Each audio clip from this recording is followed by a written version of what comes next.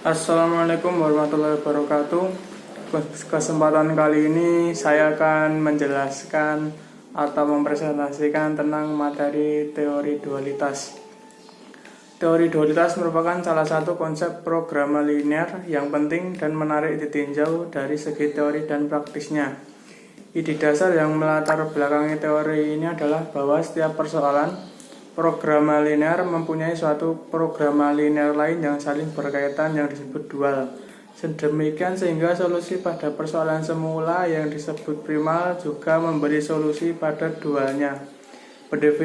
Pendefinisian dual ini tergantung pada jenis pembatas, tanda-tanda variabel, dan bentuk optimasi dari persoalan primalnya. Akan tetapi karena setiap persoalan programa linear harus dibuat dalam bentuk standar lebih dahulu sebelum modulnya dipecahkan, maka pendefinisian di bawah ini akan secara otomatis meliputi ketiga hal di atas. Bentuk umum masalah primal dual adalah sebagai berikut.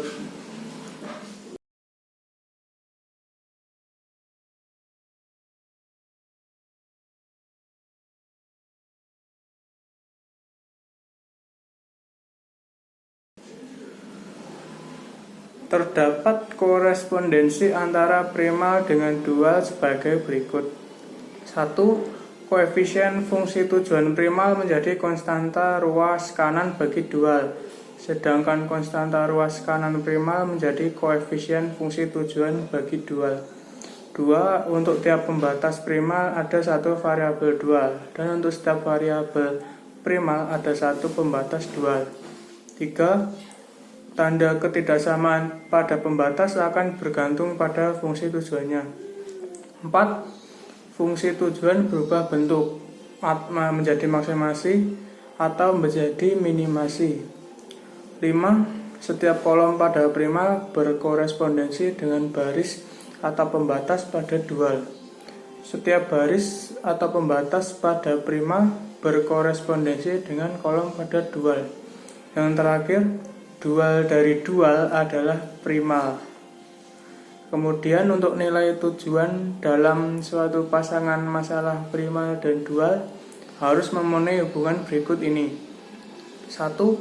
Setiap pasangan pemecahan primal dual yang layak berisikan nilai tujuan dalam masalah maksimasi kurang dari nilai tujuan dalam masalah minimasi. Yang kedua, di pemecahan optimum untuk kedua masalah, nilai tujuan dalam masalah maksimasi sama dengan nilai tujuan dalam masalah minimasi.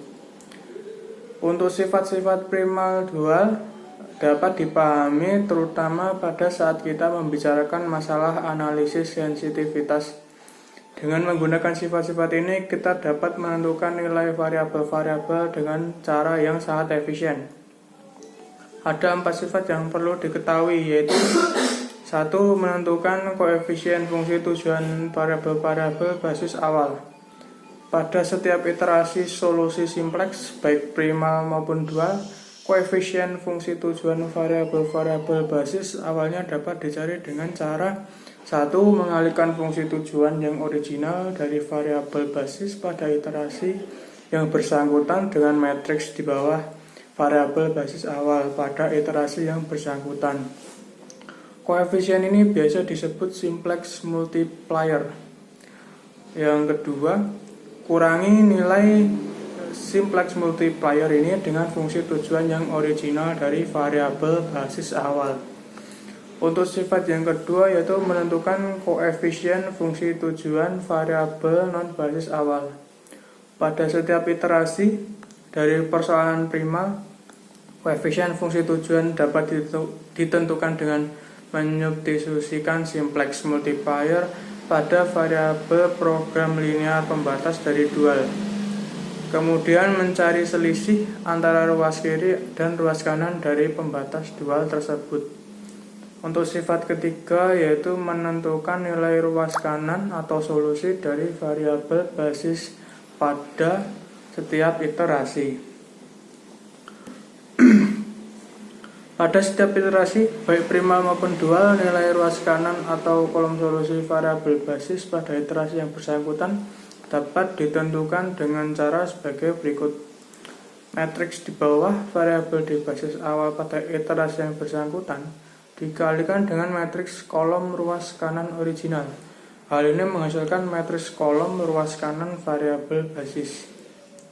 Dan yang terakhir yang merupakan sifat dari primal dual yaitu menentukan koefisien pembatas. Pada setiap iterasi, baik primal maupun dual, koefisien pembatas dari setiap variabel dapat ditentukan dengan cara sebagai berikut. Matriks di bawah variabel basis awal pada iterasi yang bersangkutan dikalikan dengan matriks kolom dari kolom koefisien pembatas yang original. Hal ini menghasilkan matriks kolom dari kolom koefisien pembatas pada iterasi yang bersangkutan.